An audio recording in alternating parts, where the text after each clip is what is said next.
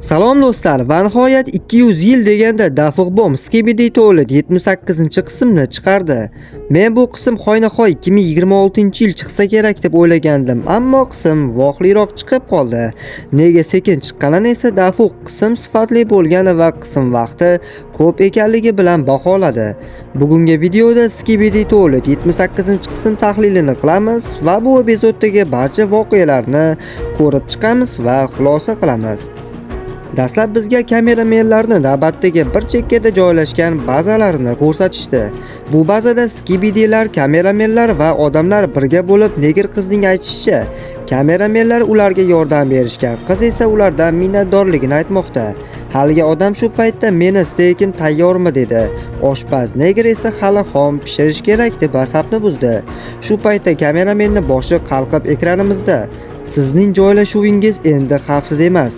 U yerdan darhol suring" degan yozuv chiqdi. Va birdan eshik portlab, u yerdan astro maxluq kirib keldi va bir portlash bilan bazani enasini ko'rsatib yubordi.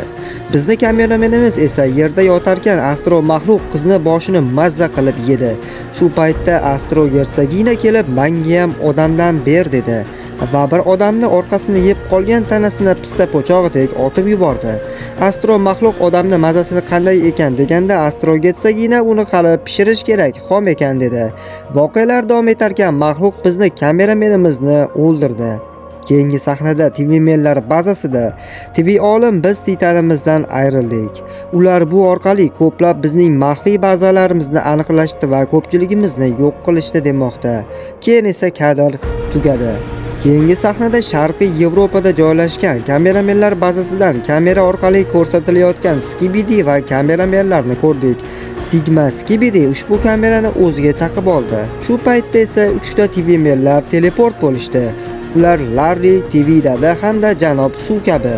Shu paytda katta TV-men bizni chaqirib, biz ketishimiz kerak. Boshqalarga yordam kerak dedi. Bizni Sigma Skibidi esa "Men seni quchoqlab ketsam bo'ladimi?" deganda "Yo'q" dedi. Shunda Skibidi TV-menni asbobidan mahkam ushlab oldi. Va g'alati o'tmishdagi narsalar ko'rsatildi. Ochig'i bu narsalarni yaxshi tushunmadim, shuning uchun ortiqcha vaqtni ketkazib tahlil qilib o'tirmadim. Shundan keyin esa biz qandaydir shaharga teleport bo'ldik. Hamma yoq vayron bo'layotibdi, jang bo'lgan, olov yonayotibdi, qisqasi jang boshlandi. Sigma Skibidi upgrade bo'lganini hammaga ko'rsatib, katana qilichlari, lazerlari va pistoletlari bilan birin-ketin astrolarni yo'q qila boshladi. Shu paytda YouTube'ning logosi bo'lgan binoni katta TV-men portlatib vayron qildi.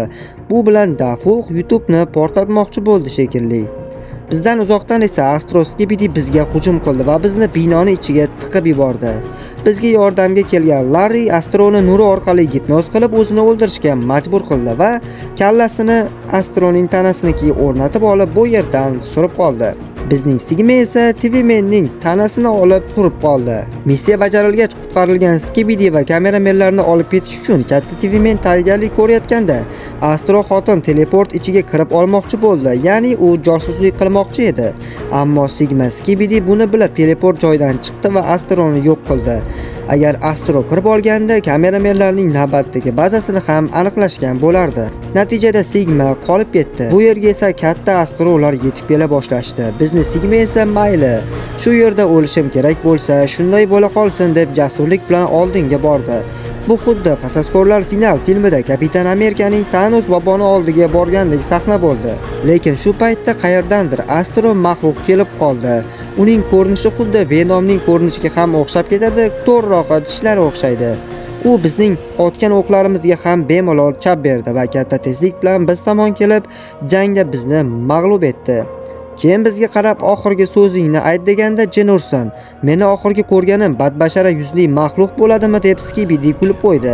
Maxluq astro endi jahli chiqib qilichni sanchmoqchi edi. Birdan spikerlar tomonidan kichik granata kelib uning qilichiga sanchildi va portlash yuz berdi. Men ko'rgan eng emotsional sahnalarning biri endi boshlanayotgandi. Bu spikerlar armadasi yetib kelishi bo'ldi. Shunchaki dahshat. Wow, Karl. Orqa fondagi muzikaga ham gap yo'q, shunchaki respekt. Ular qizil rangli upgrade holatlarda bo'lib, orqadan yangi Titan Speakerman yetib keldi. Men boshida bu upgrade bo'lgan Titan Speakerman deb o'ylagandim.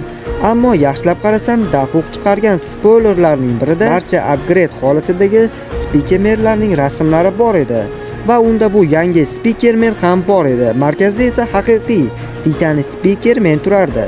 Biz uni katta ehtimol bilan 79-qismda yoki keyingi qismlarda ko'rishimiz mumkin.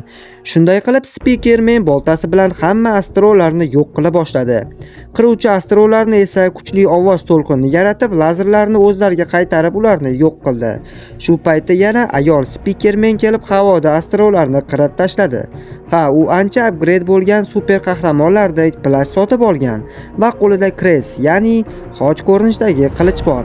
Bu nimani anglatadi desangiz, bu yaqinda xristianlarning bayrami bo'lganiga ishora bo'ldi. Shu joydagi sahnalar yuqori ranglarda, kuchli effektlarda ekanligi ko'rinib turibdi va Dafug bu qismda birinchi marta 4K formatda chiqaribdi. Yangi Speaker Titan endi biz qochmaymiz va jang qilamiz deb qurolini yerga sanchdi va katta nur osmonga ko'tarildi. Bu aslida astrolarni o'ziga yoniga chaqirib olish uchun ishlatildi.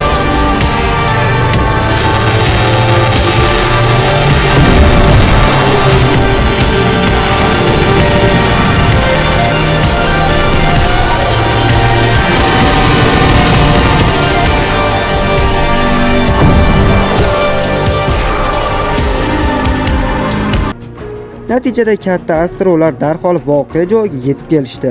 Oxirida esa bu joyga gigant astro yetib kelib o't ochishga tayyorlandi. Shu bilan biz million yil kutgan 78-qism ham o'z nihoyasiga yetdi. Xulosa qiladigan bo'lsam, qism biz kutganchalik bo'lmadi. Ya'ni barchasi so'roq ostida yana qolib ketdi. Bu qism faqat yangi astro gibrid va spikermenlar arbanasini ko'rsatish uchun ishlatildi. Umuman olganda to'g'ri, qism yaxshi chiqqan, effektlar zo'r, 4K formatda joylangan, ranglar dahshat. Lekin qismda konkretniy voqealar yuz bermadi. Dafugni Discordda aytishicha, endi qism tezroq chiqarmish. Ammo bu gaplarni Dafug oldin ham aytgan va ko'rib turibmizki, 3 oy deganda bir qism chiqdi. To'g'ri, qism grafikasi yaxshilangan, lekin 3 oy uchun bu juda ko'p hisoblanadi. Endi 79-qism katta ehtimol bilan may oyining o'rtalariga yoki oxiriga chiqsa kerak. Balkim iyun-iyul bo'lishi ham mumkin.